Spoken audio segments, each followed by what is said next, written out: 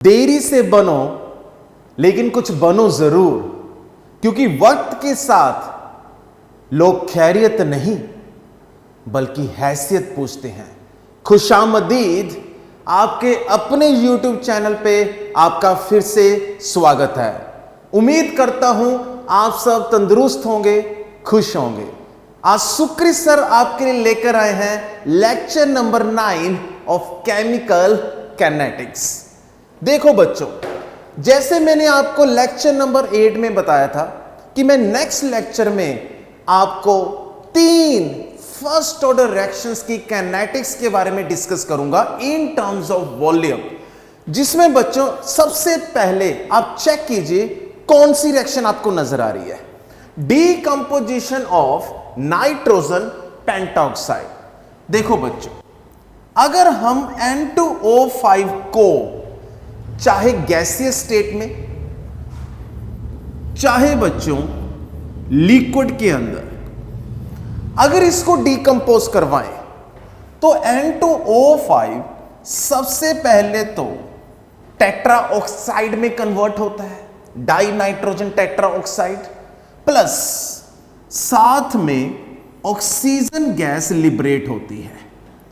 अब जो N2O4 होता है वो इक्विलिब्रियम स्टेज को अटेन करता है किसके साथ बच्चों? Brown colour gas nitrogen dioxide. Point to be noted, साथ साथ में बेटा जो कंपाउंड्स के मैं कलर्स आपको बता रहा हूं, यही कलर सॉल्ट एनालिसिस के IIT एडवांस में काम आते हैं। सो पॉइंट को नोट कीजिए बच्चों, जो आपके पास NO2 है ये ब्राउन इन कलर होती है, ब्राउन इन कलर। अब देखो, अब हम ऑक्सीजन गैस की हेल्प से इस फर्स्ट ऑर्डर के काइनेटिक्स की स्टडी करेंगे। अब सबसे पहले तो फर्स्ट ऑर्डर रिएक्शन का फॉर्मूला क्या होता है? That is K is equal to 2.303 upon T log A naught upon A। यही होता है बच्चों। अगर हम इसको और मॉडिफिकेशन की फॉर्म में लिखे तो कैसे लिख सकते हैं? 2.303 upon T log A upon A minus X। अब A का मीनिंग क्या होता है बच्चों? That one is initial concentration. तो जहां पे बच्चों हम इनिशियल कंसंट्रेशन किसकी कंसीडर करेंगे? दैट इज N2O5 की। कंसंट्रेशन भी लिख सकते हैं, यहां पे अमाउंट भी लिख सकते हैं, दोनों में कोई फर्क नहीं है। अब X का मीनिंग क्या है बच्चों? जितनी N2O5 की कंसंट्रेशन खत्म हो चुकी है, means concentration of N2O5 decompose, क्योंकि यहां पे बच्चों हम N2O5 की क्या करवा रहे हैं? डीकंपोजिशन। अब देखो, अब मैं ऑक्सीजन की हेल्प से A को भी डिफाइन करूंगा और A माइनस X को भी डिफाइन करूंगा, ठीक है। अब अगर मैं आपसे पूछूं कि ऑक्सीजन गैस एक पर्टिकुलर टाइम पे कितनी कोलेक्ट कर सकते हैं, means the volume of oxygen collected at any particular time, instant of time, तो वो किसके डायरेक्टली प्रोपोर्शनल होगा? अब सोचो, N2O5 जैसे जैसे डीकंपोज होगा वैसे वैसे ऑक्सीजन की फॉर्मेशन होगी। तो इसका मीनिंग क्या हुआ? इसका मीनिंग बच्चों ये हुआ कि volume of oxygen collected at any instant of time, any instant of time किसके डायरेक्टली प्रोपोर्शनल होगा? किसके डायरेक्टली? जितनी N2O5 की अमाउंट डीकंपोज हो चुकी है, means amount of N2O5 decompose. और इसको हमने यहां पे क्या कंसीडर किया बच्चों? X। और at particular instant of time पे जो ऑक्सीजन का वॉल्यूम मिल रहा है उसको हम क्या लिख सकते हैं यहां पे? VT, which means x directly proportional to vt। ठीक है, अब आगे, अब जैसे जैसे टाइम बीतेगा, with the passage of time, वैसे वैसे N2O5 की डीकंपोजिशन क्या होगी, फॉरवर्ड डायरेक्शन में जाएगी। जैसे जैसे वो N2O5 डीकंपोज होता जाएगा, वैसे वैसे उसकी अमाउंट कम होती जाएगी और ऑक्सीजन की अमाउंट बढ़ती जाएगी। तो अगर मैं आपसे ये पूछ लूं कि एट इनफाइनाइट टाइम ऑक्सीजन का वॉल्यूम क्या होगा, तो वो किस पे डिपेंड कर रहा है, N2O5 की डीकंपोजिशन पे। तो उस वक्त इनफाइनाइट टाइम पे जो ऑक्सीजन का वॉल्यूम होगा वो पूरा का पूरा अब किसके डायरेक्टली प्रोपोर्शनल हो जाएगा, initial concentration, initial amount of N2O5। क्योंकि उस वक्त N2O5 पूरा का पूरा खत्म होने के बाद आपको कौन सी गैस कंप्लीट फॉर्म में दे चुका होगा, ऑक्सीजन गैस। तो यहां पे बच्चों अब हम क्या लिख सकते हैं कि volume of oxygen gas collected at infinite time, infinite time means maximum time 24 hours after long process। तो यहां पे V इंफिनिटी किसके डायरेक्टली प्रोपोर्शनल होगा, इनिशियल कंसंट्रेशन जितनी हमने स्टार्टिंग में N2O5 की अमाउंट कंसीडर की थी, means initial concentration of N2O5, और इसको हम यहां पे क्या कंसीडर करते हैं बच्चों, स्मॉल a। सो therefore A directly proportional to V infinity. तो बताइए बच्चों, A अपने पास आ चुका है, V इंफिनिटी, X अपने पास आ चुका है, VT।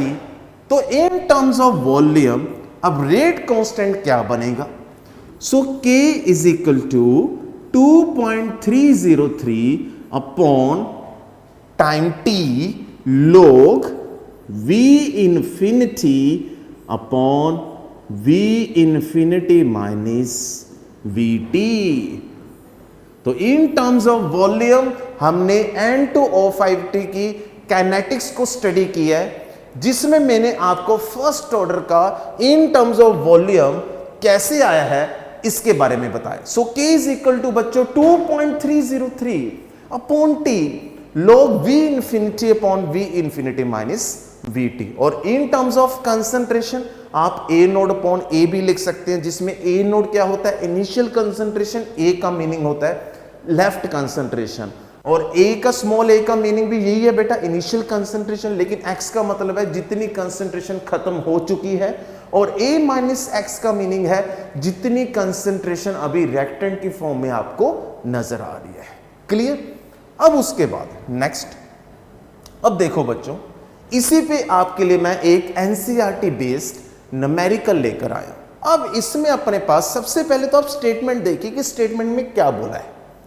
From the following data, decomposition of N2O5 in CCl4, point to be noted, मैंने अभी आपको स्टार्टिंग में क्या बोला था कि N2O5 गैसेस स्टेट में भी डिकम्पोज हो सकता है बच्चों, सॉल्यूशन में भी डिकम्पोज होता है, और जब वो सॉल्यूशन की फॉर्म में डिकम्पोज होता है तो वहां पे हम दो में से कोई एक सॉल्वेंट को यूज कर सकते हैं, इधर CCl4, ठीक, tetrachloromethane is the IUPAC name, carbon tetrachloride is the common name, pyrene इसका एक नेम और होता है बच्चों, पायरीन।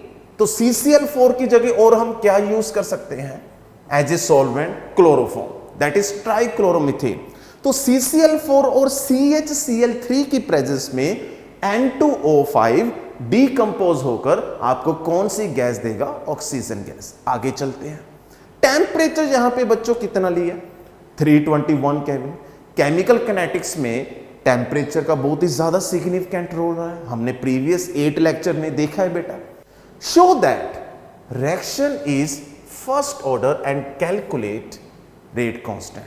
तो देखो बच्चों, इस केस में सबसे पहले तो आप चेक कीजिए 10 मिनट्स पे ऑक्सीजन गैस का वॉल्यूम कितना है, 6.30, 15 मिनट्स पे 8.95, 20 मिनट्स पे 11.40, 25 मिनट्स पे 13.50। तो अभी आपने एक चीज को नोट किया कि जैसे जैसे हम रेगुलर इंटरवल ऑफ टाइम में आगे बढ़ेंगे वैसे वैसे ऑक्सीजन का वॉल्यूम इंक्रीज होगा। क्यों? क्योंकि रिएक्शन फॉरवर्ड फॉर्म में जाएगी, आगे जा रही है, N2O5 की अमाउंट कम होगी और ऑक्सीजन का वॉल्यूम इंक्रीज होगा। और ऐसे चलते चलते चलते हम कहां पे पहुंच जाएंगे बच्चों? इनफाइनाइट टाइम पे। तो इनफाइनाइट टाइम पे हमें मैक्सिमम जो ऑक्सीजन का वॉल्यूम मिल रहा है वो बेटा कितना मिल रहा है? 34.75।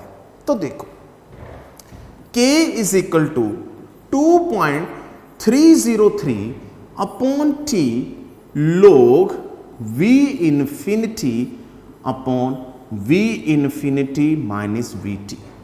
अब हम क्या करेंगे?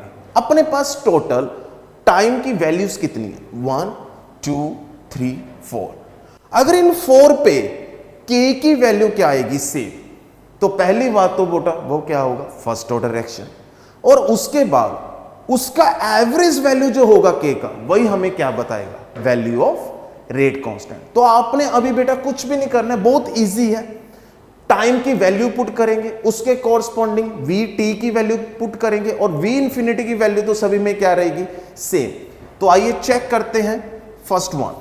सो K is equal to 2.303 upon 10 log V infinity की वैल्यू फिक्स रहेगी 34.75 अपॉन 34.75 माइनस 10 मिनट्स पे वैल्यू 6.30।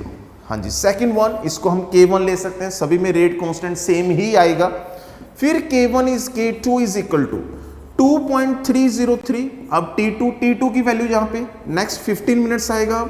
log V इंफिनिटी की वैल्यू सेम 34.75 अपॉन 34.75 माइनस 6.30। फिर आगे चलते हैं। Next K3 is equal to 2.303 upon next 20 minutes log 34.75 upon 34.75 minus, यहां पे पुट करेंगे, यहां पे आएगा बेटा 8.95 क्योंकि 15 मिनट्स पे अपने पास वैल्यू कितनी है? 8.95 और 20 मिनट्स पे यहां पे हम वैल्यू लेंगे 11.40। Similarly fourth K4 is equal to 2.303 upon 25 log 34.75 upon 34.75 minus 13.50। तो अपने पास जैसे हम डिफरेंस लेंगे, यहां पे अपने पास 2.303 अपॉन 10 log 34.75। अब यहां पे इसका जो डिफरेंस आएगा वो बेटा अपने पास आ रहा है 28.45। अगर बच्चों आप इसको कैलकुलेट करोगे तो ये वैल्यू अपने पास कितनी आएगी? अप्रोक्सीमेटली 0.019 और फर्स्ट ऑर्डर के लिए यूनिट्स होंगे पर मिनट, क्योंकि यहां पे टाइम अपने पास किस में है? मिनट्स में। आगे ऐसे ही बच्चों जब हम इसका डिफरेंस चेक करेंगे तो 2.303 अपॉन 15 log 34.75, इसका जो अपने पास डिफरेंस आ रहा है बच्चों वो आ रहा है 25.80। और यहां से भी अपने पास रेट कांस्टेंट की अप्रोक्सीमेट वैल्यू कितनी आएगी? 0.019 पर मिनट। ऐसे ही third value 2.303 upon 20 log 34.75 upon, ये आएगी अपने पास वैल्यू 23.35। इसकी वैल्यू भी अपने पास बच्चों अप्रोक्सीमेटली आएगी 0.019। ठीक। और लास्ट वन 2.303 अपॉन 25, ये बच्चों आपने कैलकुलेट करके चेक करना है 34.75 अपॉन, ये आएगी वैल्यू अपने पास 21.25। तो फाइनल आंसर अगेन इसका सेम रहेगा। अब आप चेक कीजिए, जो आपने अभी N2O5 की डीकंपोजिशन के किनेटिक्स को स्टडी किया है, जिसमें आपने ऑक्सीजन के वॉल्यूम की हेल्प से डिफरेंट डिफरेंट टाइम्स पे के की वैल्यू को फाइंड आउट किया है, वो चारों केसेस में सेम आएगी, that is 0.019। It means that कि पहली बात तो ये क्या है बेटा, फर्स्ट ऑर्डर रिएक्शन, और दूसरा इसका रेट कांस्टेंट जो आ रहा है वो कितना आ रहा है, again 0.019 per minute. Is that clear? तो बेटा ऐसे अपने पास कंसेप्ट क्लियर होता है। चलते हम सेकंड एग्जांपल पे।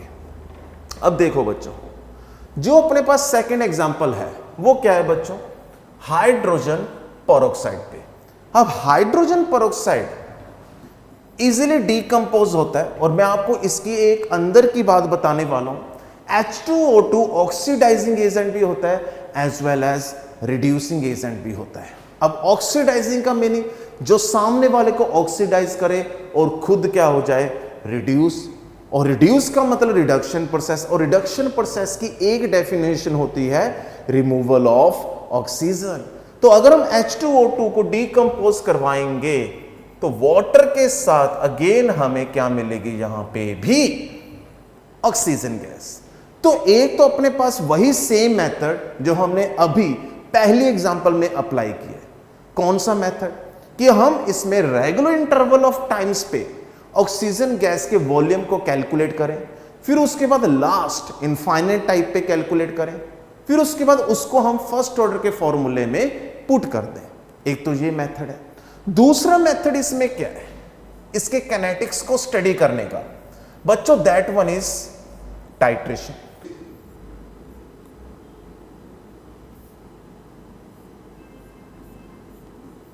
ठीक है, इस ब्यूरेट को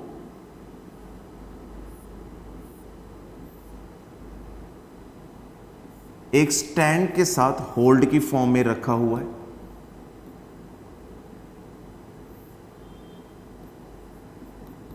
स्टैंड, यहां पे हम लेंगे एक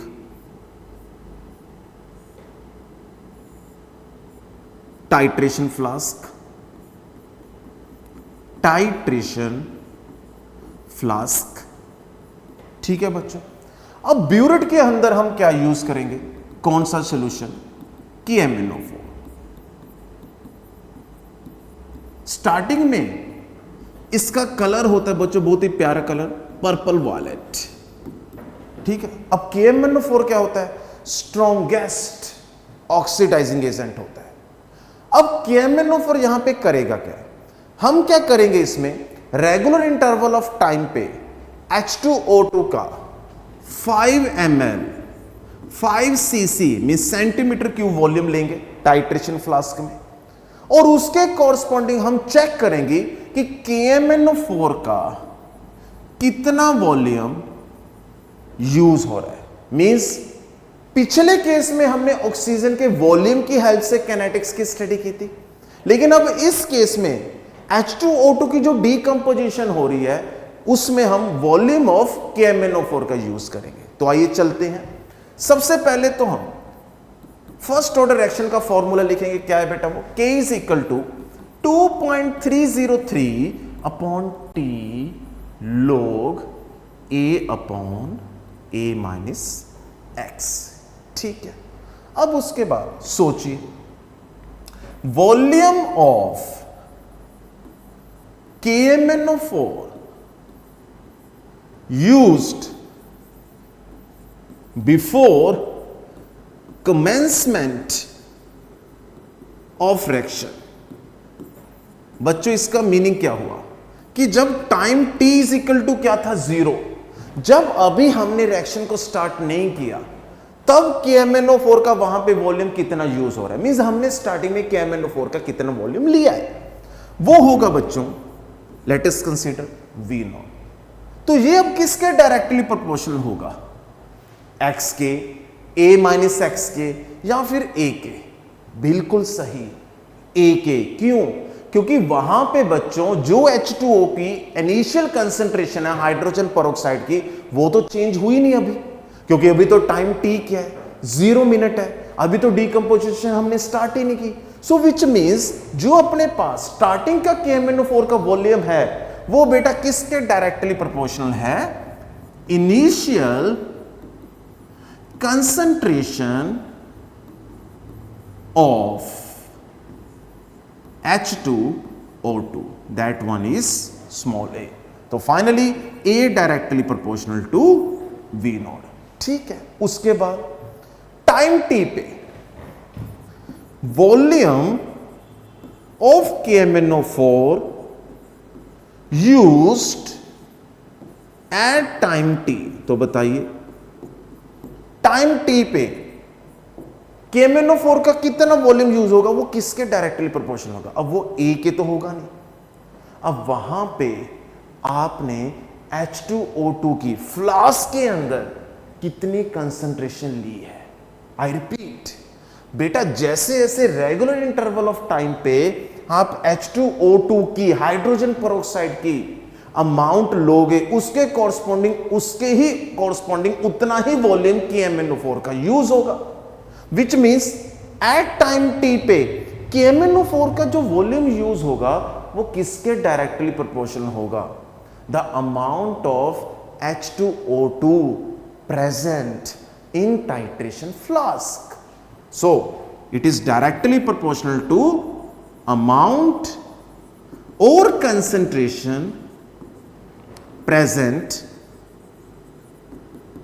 इन टाइट्रेशन फ्लास्क. ठीक, या फिर बीकर ले लो जो आपने स्टार्टिंग में कंसंट्रेशन ली, अब उसमें कितनी प्रेजेंट है एट टाइम t पे. That one is A minus x. तो जो वहां पे अभी आपको स्टार्टिंग में रेक्टेंट की कंसंट्रेशन A नजर आ रही थी, अब वहां पे वो कितनी नजर आएगी एट टाइम t पे A माइनस एक्स. अब ये किसके डायरेक्टली प्रोपोर्शनल है, वहां पे उतना ही हम KMnO4 का वॉल्यूम यूज करेंगे. अब देखो भाई, ये सीधी सी बात है. आप जैसे जैसे H2O2 के अमाउंट को चेंज करोगे, उसके कॉरस्पॉन्डिंग KMnO4 का वॉल्यूम क्या होता रहेगा, चेंज. स्टार्टिंग में आपने H2O2 की अमाउंट अभी कितनी ली थी A, तो उसके कॉरस्पॉन्डिंग KMnO4 का स्टार्टिंग का वॉल्यूम लेंगे, दैट इज V नो. अब टाइम t पे H2O2 की कितनी अमाउंट वहां पे प्रेजेंट है, that is A minus x. तो उसके कॉरस्पॉन्डिंग ही अब हम KMnO4 का वॉल्यूम यूज करेंगे, that is VT. So finally अब अपने पास in terms of volume H2O2 के लिए रेट कांस्टेंट किसके बराबर होगा.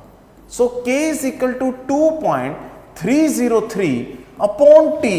तो log A upon A minus x. तो A को हम यहां पे अभी क्या लेंगे बेटा, V nought, that is V nought. ठीक है, लेकिन A माइनस एक्स को VT लेंगे,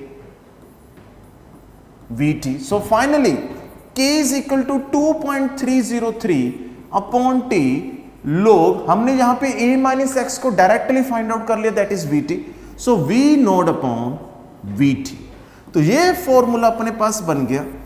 टाइट्रेशन, जब हम H2O2 की टाइट्रेशन करेंगे किसके अगेंस्ट, KMnO4 के. और KMnO4 आपने लेना है ब्यूरेट में, और टाइट्रेशन फ्लास्क में हम क्या ले रहे हैं, H2O2. With regular interval of time हम उसकी फिक्स अमाउंट को टाइट्रेट करेंगे, और टाइट्रेशन के बाद हम चेक करेंगे KMnO4 का कितना वॉल्यूम यूज हो रहा है. ठीक, क्लियर है बच्चों. देखिए अब इसी पे अगेन आपके लिए मैं एक न्यूमेरिकल लेकर आया हूं. देखो, from the following data show that decomposition of hydrogen peroxide is the reaction of first order. तो वही हम फर्स्ट ऑर्डर का फॉर्मूला लगाएंगे. अब इसमें वैल्यूज के अकॉर्डिंगली हम फॉर्मूला देखेंगे क्या लगेगा. टाइम दिया हुआ है और इसके कॉरस्पॉन्डिंग यहां पे वॉल्यूम गिवन है. देखिए 46.10 पे means T is equal to 0. तो ये वैल्यू तो अपने पास क्या होगी बेटा, V नोट की. फिर 10 मिनट्स पे 29.8, फिर 20 मिनट्स पे 19.3. ठीक है, अब आप चेक करो, आपने एक चीज नोट की होगी कि स्टार्टिंग में KMnO4 का वॉल्यूम ज्यादा है, लेकिन जैसे जैसे टाइम बीतेगा वैसे वैसे वहां पे KMnO4 का जो वॉल्यूम है वो क्या हो रहा है, डिक्रीज हो रहा है. क्यों, क्योंकि H2O2 की कंसंट्रेशन डिक्रीज हो रही है. H2O2 डिकम्पोज होने के बाद O2 में कन्वर्ट कर रहा है. तो इसलिए ग्राफ को और वैल्यूज को बहुत ध्यान से कैलकुलेट करना सीखो. फिर ऐसे क्वेश्चंस आपको IIT JEE एडवांस में बिल्कुल तंग नहीं करेंगे. तो वहां पे बस अब हमने फॉर्मूला लगाना है बच्चों। तो पहले K1 इज इक्वल टू 2.303, इसके कॉरस्पॉन्डिंग T1, तो T1 का मतलब 10 minutes, log V nought upon VT, तो V नोड की वैल्यू 46.1, ठीक, VT की वैल्यू 29.8। फिर इसके बाद K2 फाइंड आउट कर लेंगे सेकेंड टाइम पे, T2 पे 2.303 बच्चों अपॉन 20, log V नोड की वैल्यू अगेन सेम रहेगी 46.1 अपॉन, लेकिन अब यहां पे VT की वैल्यू 19.3। अगर बच्चों आप इनको कैलकुलेट करोगे तो आपके पास फाइनली जो रेट कांस्टेंट आएगा वो कितना आएगा 0.04, और इसके यूनिट्स भी अपने पास क्या आएंगे मिनट्स में। तो रेट कांस्टेंट के फर्स्ट ऑर्डर के लिए यूनिट्स क्या रहेंगे जहां पे पर मिनट। अगर सेकंड्स होता टाइम तो अपने पास रेट कांस्टेंट के यूनिट्स होते पर सेकंड, आवर्स में होता तो पर आवर, लेकिन जहां पे टाइम मिनट्स में है तो रेट कांस्टेंट के यूनिट्स क्या हो जाएंगे पर मिनट। ठीक है बच्चों, तो सेकंड कंसेप्ट भी आई थिंक सो आपको क्लियर हो गया होगा। तो पहले में हमने डिस्कस किया है N2O5 की डीकंपोजिशन, दूसरे में हमने डिस्कस किया है H2O2 की डीकंपोजिशन, पहले में काइनेटिक्स की स्टडी की है, रेट कांस्टेंट और फर्स्ट ऑर्डर की स्टडी की है with the help of volume of oxygen, लेकिन सेकंड केस में हमने स्टडी की है with the help of volume of KMnO4 used. अब आगे बढ़ते हैं third example of first order reaction. तो देखिए बच्चों यहां पे हम इथाइल एसीटेट की हाइड्रोलिसिस करवा रहे हैं।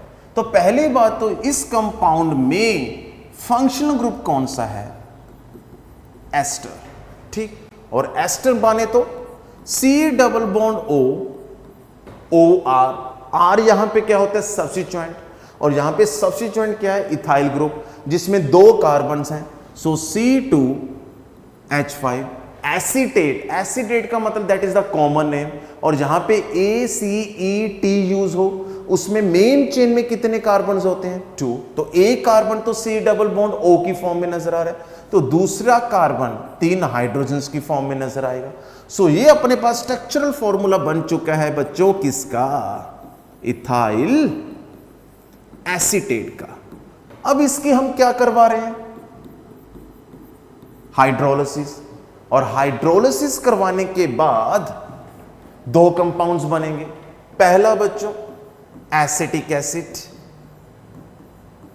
दूसरा बच्चों इथाइल अल्कोहल। इसके बारे में भी बेटा मैंने आपको प्रीवियस लेक्चर्स में बताया था, क्योंकि ये अपने आप में एक सूडो फर्स्ट ऑर्डर रिएक्शन है। सूडो फर्स्ट ऑर्डर रिएक्शन का मीनिंग क्या होता है which is not truly first order but becomes under specific conditions. तो देखा जाए यहां पे अपने पास 2 तरह के कंपाउंड यूज हो रहे हैं इन फॉर्म ऑफ रिएक्टेंट्स, पहला एस्टर दूसरा वाटर, लेकिन यहां पे हम वाटर पे रेट ऑफ रिएक्शन की स्टडी नहीं करेंगे। क्यों? क्योंकि यहां पे वाटर की कंसंट्रेशन एक्सेस में है, और जो ऑलरेडी एक्सेस में हो उसकी कंसंट्रेशन पे during the course of chemical reaction ज्यादा इफेक्ट नहीं पड़ता है। तो इसलिए बच्चों ये रिएक्शन अपने आप में क्या है सूडो फर्स्ट ऑर्डर रिएक्शन। ठीक, उसके बाद नेक्स्ट पॉइंट, जब भी आप एस्टर की हाइड्रोलिसिस करवाते हो तो इसको कैटालाइज करना पड़ता है। इस रिएक्शन को फास्ट करने के लिए हमें ऑलरेडी कुछ ड्रॉप्स मिनरल एसिड के यूज करने पड़ते हैं। लेट अस कंसीडर मैं यहां पे कौन सा मिनरल एसिड ले रहा हूं HCl। तो यहां पे H पॉजिटिव का मीनिंग है कि इसको हम यूज कर रहे हैं एज ए कैटालिस्ट। ठीक है, अब ये होगी अपने पास रिएक्शन कंप्लीट। अब इस रिएक्शन के बेसिस पे अगेन हम फर्स्ट ऑर्डर रिएक्शन के काइनेटिक्स को स्टडी करेंगे इन टर्म्स ऑफ वॉल्यूम। अब देखो बच्चों, अगर मैं KMnO4 की तरह यहां पे भी टाइट्रेशन करवाऊं तो यहां पे हम टाइट्रेशन H2O2 की तरह रेक्टेंट की नहीं करवाएंगे। यहां पे मैं एस्टर की टाइट्रेशन नहीं करवाऊंगा, यहां पे मैं एक बेस लूंगा सबसे पहले तो, और वो बेस क्या होगा सोडियम हाइड्रोक्साइड, जिसको मैं ब्यूरेट में लूंगा। तो अगर मैं सोडियम हाइड्रोक्साइड को ले रहा हूं which is as a base, जो बेस की तरह काम करेगा, तो मैं टाइट्रेशन फ्लास्क में उसकी टाइट्रेशन किसके अगेंस्ट करवा रहा हूं, एसिड के अगेंस्ट। तो यहां पे एस्टर अपने पास एसिड नहीं है, यहां पे अपने पास एसिड क्या है बच्चों, एसिटिक एसिड। तो पॉइंट ये नोट करने वाला है कि यहां पे भी हम टाइट्रेशन की हेल्प से ही काइनेटिक्स की स्टडी करेंगे, लेकिन उस टाइट्रेशन में पहली बात कि MnO4 की जगह सोडियम हाइड्रोक्साइड लेंगे, और दूसरी बात ये सोडियम हाइड्रोक्साइड किसको टाइट्रेट करेगा, एसिटिक एसिड को। अब सोचने वाली बात क्या है, जब अपने पास बच्चों T क्या होगा 0, टाइम इज इक्वल टू 0, तो उस वक्त तो एसिटिक एसिड बनेगा नहीं। तो क्या उस वक्त भी सोडियम हाइड्रोक्साइड का कुछ वॉल्यूम यूज होगा, बिल्कुल होगा। अब बेटा वहां पे अगर एसिटिक एसिड नहीं बन रहा है, बट ऑलरेडी हम कैटालिस्ट तो एज ए एसिड हम यहां पे यूज कर रहे हैं, which means at T is equal to 0 जो अपने पास सोडियम हाइड्रोक्साइड का इनिशियल वॉल्यूम यूज होगा, volume of sodium hydroxide used, वो किसके डायरेक्टली प्रोपोर्शनल होगा, acid which is used as a catalyst। आई बात समझ में बच्चों, ठीक, क्योंकि वो कैटालिस्ट के साथ भी रिएक्ट करेगा। अब उसको थोड़ी ना मालूम है कि मैंने तो सिर्फ एसिडिक एसिड के साथ रिएक्ट करना है, उसको तो सॉल्यूशन के अंदर जो भी एसिड नजर आएगा वो उसके साथ न्यूट्रलाइजेशन प्रोसेस देगा आगे।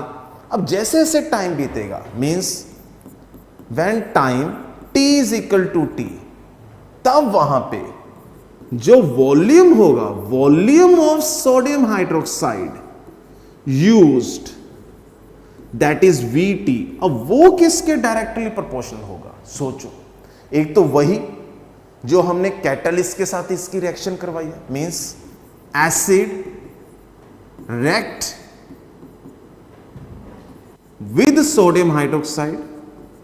कौन सा एसिड, कैटालिस्ट वाला, और दूसरा प्लस वहां पे एसिडिक एसिड की अमाउंट भी बन चुकी होगी, तो वो भी अब सोडियम हाइड्रोक्साइड के साथ रिएक्ट करेगा। तो यहां पे प्लस मैं क्या लिखूंगा, amount of acidic acid produced, क्योंकि बच्चों एसिडिक एसिड की जितनी अमाउंट प्रोड्यूस होगी उसी के कॉरस्पॉन्डिंग तो सोडियम हाइड्रोक्साइड का वॉल्यूम यूज होगा। अब सोचो, एसिडिक एसिड की अमाउंट किसकी हाइड्रोलिसिस पे डिपेंड कर रही है, इथाइल एसीटेट। तो देखो कितनी इंटरेस्टिंग चीज, amount of acidic acid produced किसके डायरेक्टली प्रोपोर्शनल होगा, amount of ethyl acetate react, क्योंकि इथाइल एसीटेट की जितनी अमाउंट रिएक्ट होगी एसिडिक एसिड की उतनी अमाउंट बनेगी। तो इसलिए यहां पे हम आगे क्या लिख सकते हैं, पहली बात तो कि VT डायरेक्टली प्रोपोर्शनल टू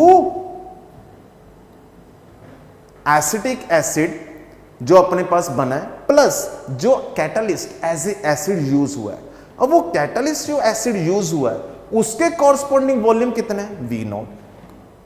तो यहां पे अपने पास क्या आएगा, V0 प्लस एसिडिक एसिड की अमाउंट जो प्रोड्यूस हो रही है वो किस पे डिपेंड कर रही है, कितनी एस्टर की अमाउंट डीकंपोज हो रही है, means amount of ester decompose. यहां पे डीकंपोज की जगह हाइड्रोलिसिस लिख सकते हो, अमाउंट ऑफ एस्टर हाइड्रोलाइज्ड। और इसको हम किसके साथ शो करेंगे, x के साथ, क्योंकि x का मीनिंग क्या होता है कि रिएक्टेंट की कितनी अमाउंट खत्म हो चुकी है। तो चेक कीजिए, तो फाइनली x अपने पास किसके बराबर आ रहा है, VT minus V0। Is that clear? कितनी इंटरेस्टिंग चीज है, देखिए यहां पे अपने पास स्टार्टिंग का वॉल्यूम सोडियम हाइड्रोक्साइड का जो यूज हो रहा है वो तो किस पे डिपेंड कर रहा है, कैटालिस्ट की अमाउंट पे, क्योंकि कैटालिस्ट अपने आप में क्या है, एसिड। फिर उसके बाद किसी भी रेगुलर इंटरवल ऑफ टाइम पे जो सोडियम हाइड्रोक्साइड का वॉल्यूम यूज होगा वो किसके डायरेक्टली प्रोपोर्शनल होगा, एक तो वहां पे कैटालिस्ट जो एसिड है, कैटालिटिक एसिड, वो कितना यूज हुआ है, प्लस कितना एसिडिक एसिड प्रोड्यूस हुआ है, और वो कैटालिस्ट के साथ जो एसिड प्रोड्यूस हो रहा है वो किस पर डिपेंड करता है, कितना इथाइल एसीटेट हाइड्रोलाइज हुआ है, दैट इज डीकंपोज हुआ है एक तरह का। ठीक है, आगे। अब उसके बाद अगर मैं ऐसे ही चलता रहूं तो हम कहां पे पहुंचेंगे, infinite time, when t is infinite. तो at infinite time volume of sodium hydroxide used, that is V infinity, किसके बराबर होगा, डायरेक्टली प्रोपोर्शनल टू, वही बात बेटा, कैटालिटिक एसिड रिएक्ट और we can say used plus maximum amount of CH3COH produced। अब sodium hydroxide के कॉरस्पॉन्डिंग जो CH3 की मैक्सिमम अमाउंट प्रोड्यूस होगी, अब वो किस पे डिपेंड करेगी, दैट इज, इसको यहीं पे लिख सकते हैं हम, that is initial amount of ester taken. क्योंकि एस्टर की आप स्टार्टिंग में जितनी अमाउंट लोगे, अगर रिएक्शन कंप्लीट हो चुकी है, वो सारी की सारी अमाउंट किस में कन्वर्ट हो जाएगी, एसिटिक एसिड में। तो हम स्टार्टिंग में जो एस्टर की कंसंट्रेशन जो अमाउंट लेंगे वो किसके साथ शो करेंगे, ए के साथ। अब ये वॉल्यूम V इन्फिनिटी और ये वाला वॉल्यूम V नोट, तो यहां पे अपने पास फाइनली A किसके डायरेक्टली प्रोपोर्शनल हो गया, V infinity minus V note. तो X अपने पास आ रहा है VT माइनस V नोट के, और A किसके बराबर आ रहा है, जब डायरेक्टली प्रोपोर्शनल आ रहा है V infinity minus V note. तो देखिए A माइनस X क्या होगा फिर, तो V infinity minus V naught minus X की value VT plus V naught, और V नोट से V नोट क्या हो गया बच्चों, cancel. So A minus X is equal to V infinity minus VT। तो अब हमारे पास दोनों values in terms of volume आ चुकी हैं। पहली अपने पास A की value that is V infinity minus V naught, और दूसरी A माइनस X की value V infinity minus VT। So finally यहीं पे लिखते हैं, finally K is equal to 2.303 upon T log A की वैल्यू अपने पास V infinity minus V nought upon A minus X V infinity minus VT। Clear है बच्चों? तो ये अपने पास फॉर्मूला बन गया हाइड्रोलिसिस ऑफ इथाइल एसीटेट। तो पहला जो फॉर्मूला हमने बनाया, एक बार हम क्विक रिवीजन देंगे इसको। जो हमने पहला फॉर्मूला बच्चों बनाया वो क्या था, K is equal to 2.303 upon T log V infinity upon V infinity minus VT, जिसमें हमने रेट की स्टडी किया with the help of volume of oxygen, और उसमें स्टार्टिंग वाले कंपाउंड जिसकी डीकंपोजिशन कर रहे थे वो क्या था, N2O5 that is die nitrogen pentoxide.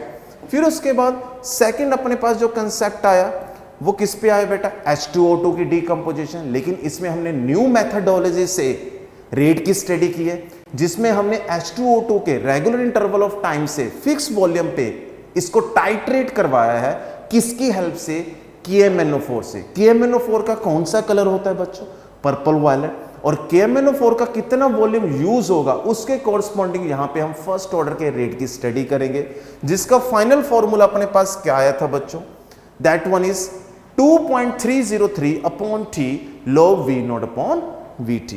और तीसरा जो सबसे ज्यादा इंपॉर्टेंट माना जाता है बेटा एग्जाम्स पॉइंट ऑफ व्यू से, वो है अपने पास इथाइल एसीटेट की हाइड्रोलिसिस, जिसमें हमने अगेन टाइट्रेशन का कंसेप्ट ही अप्लाई किया, लेकिन उसमें KMnO4 की जगह क्या लिया है, सोडियम हाइड्रोक्साइड, और H2O2 की जगह टाइट्रेशन फ्लास्क में हमने क्या ले लिया, एसिटिक एसिड। क्योंकि एसिटिक एसिड और सोडियम हाइड्रोक्साइड कौन सी रिएक्शन देंगे, acid base reaction, neutralization process. तो उस केस में अपने पास रेट कांस्टेंट किसके बराबर आ रहा है, 2.303 upon T log V infinity that is maximum volume of sodium hydroxide used minus V naught initial volume of sodium hydroxide used upon V infinity minus VT. VT means at particular time पे sodium hydroxide का कितना volume use हुआ है। Clear बच्चों? अब इसके basis पे again एक न्यूमेरिकल आ गया अपने पास थर्ड एग्जांपल पे इथाइल एसीटेट पे। तो चेक कीजिए इसमें 1 ml of ethyl acetate added to 25 ml of N/2 HCl। तो चेक करो यहां पे HCl क्या होगा? कैटालिस्ट। तो पहले तो सोडियम हाइड्रोक्साइड का जो वॉल्यूम होगा वो इसके साथ रिएक्ट करेगा, that is the V nought. फिर आगे 2 ml of mixture were withdrawn from time during the progress of hydrolysis of ester. ये चीज नोट करने वाली है। तो यहां पे जो अपने पास इथाइल एसीटेट है, रेगुलर इंटरवल ऑफ टाइम पे हम उसमें 2 ml ऑफ मिक्सचर को बाहर निकालेंगे, उसकी हम टाइट्रेशन करवाएंगे and titrated against standard solution of sodium hydroxide solution. तो स्टैंडर्ड का मतलब जिसकी एक फिक्स मोलैरिटी होगी तो उसको हम स्टैंडर्ड सॉल्यूशन कंसीडर करेंगे। Amount of sodium hydroxide required titration at various intervals of this one. तो जैसे जैसे हम टाइम चेंज करेंगे उसके कॉरस्पॉन्डिंग हम जो मिक्सचर का वॉल्यूम है वो भी चेंज हो रहा है, क्योंकि उसमें उसके अंदर एसिडिक एसिड की अमाउंट चेंज होगी और उसके कॉरस्पॉन्डिंग सोडियम हाइड्रोक्साइड का वॉल्यूम चेंज होगा। तो स्टार्टिंग में T इज इक्वल टू 0 पे सोडियम हाइड्रोक्साइड यूज कितना हो रहा है? 20.24। नेक्स्ट में 20 मिनट्स में 21.73, 75 में 25.20, 119 में 27.60। चेक करो धीरे धीरे फिर इसका वॉल्यूम क्या हो रहा है? इंक्रीज। तो क्यों ना इंक्रीज हो? क्योंकि एसिटिक एसिड की अमाउंट इंक्रीज हो रही है, क्योंकि इथाइल एसीटेट धीरे धीरे वाटर के साथ रिएक्ट होने के बाद फॉरवर्ड डायरेक्शन में शिफ्ट हो रहा है, जिससे एसिटिक एसिड की अमाउंट सॉल्यूशन के अंदर इंक्रीज होगी, तो उसके कॉरस्पॉन्डिंग सोडियम हाइड्रोक्साइड का वॉल्यूम भी उतना ही यूज होगा।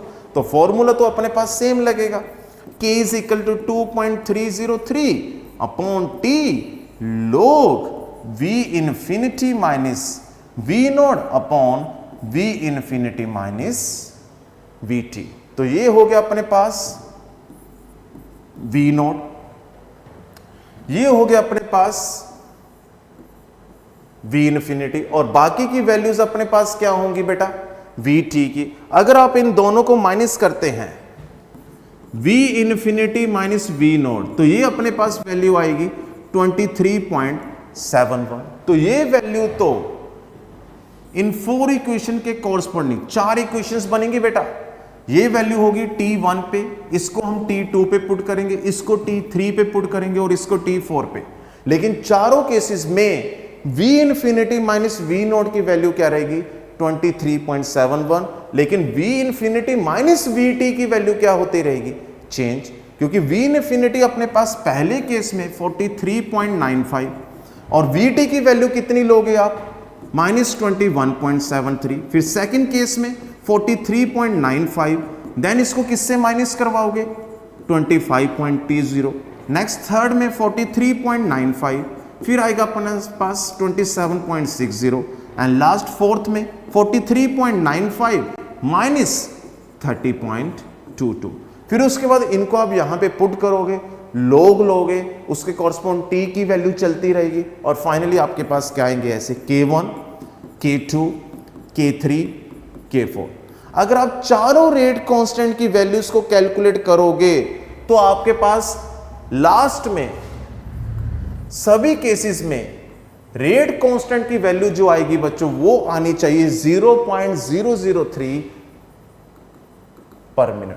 थोड़ी बहुत वेरिएशन हो सकती है, किसी एक केस में 0.029 हो सकता है, 0.0029, 0.0028 हो सकता है, 0.0031 हो सकता है और एक में 0.003। लेकिन एवरेज रेट जो अपने पास लास्ट में आएगा वो बच्चों कितना आएगा? 0.003। क्लियर बच्चों? हाँ जी। तो ये था बच्चों अपने पास आज का लेक्चर, जिसमें मैंने आपको इस लेक्चर में सिर्फ फर्स्ट ऑर्डर के 3 एग्जांपल्स को एक्सप्लेन किया है इन टर्म्स ऑफ वॉल्यूम। ये तीनों के तीनों एग्जांपल्स कॉम्पिटिटिव फोकस के लिए बहुत ही ज्यादा क्रूशियल और सिग्निफिकेंट है, इनको हम हल्के में नहीं ले सकते। तीनों फॉर्मूलेस को अगर आप क्रैम करोगे तो ग्राफ में और ट्रिकी क्वेश्चंस करने में आपको दिक्कत आएगी। तो आपने हर एक कंसेप्ट को क्लियर करना है, चाहे वो H2O2 की डीकंपोजिशन है, चाहे वो N2O5 की डीकंपोजिशन है, और चाहे वो बच्चों हमारे पास हाइड्रोलिसिस ऑफ एस्टर है। ठीक है बच्चों, अब हम नेक्स्ट वीडियो लेक्चर में video lecture number 10 of chemical kinetics में कुछ खास चीजों को देखेंगे, जिसमें अभी मैं आपको नहीं बताऊंगा, काफी सस्पेंस होगा, लेकिन वो वीडियो प्रीवियस वीडियो के कंपैरेटिवली और ज्यादा बेटर फील होगा आपको। बेटर इसलिए होगा क्योंकि आपके टेस्ट के अकॉर्डिंगली होगा। और आपका टेस्ट क्या है कि जो ड्रॉपर स्टूडेंट्स हैं, जो एक साल ड्रॉप करने के बाद अभी प्रेपरेशन कर रहे हैं, जिनका नेक्स्ट ईयर एग्जाम होगा, चाहे वो नीट है, चाहे वो IIT है, उनके लिए भी वीडियो काफी ज्यादा मजेदार होगी, काफी इंपॉर्टेंट और वैल्यूएबल साबित होगी। और जो बच्चे रेगुलर हैं, जो बच्चे बोर्ड के भी प्रिपरेशन कर रहे हैं और साथ में कंपटीशन के भी, उनको भी लगेगा कि हमने पूरे चैप्टर को लेक्चर नंबर 10 जो वीडियो लेक्चर है उसकी हेल्प से पूरे चैप्टर को रिवाइज कर लिया। ठीक है, तब तक के लिए खुदा हाफिज, जय हिंद, नमस्कार।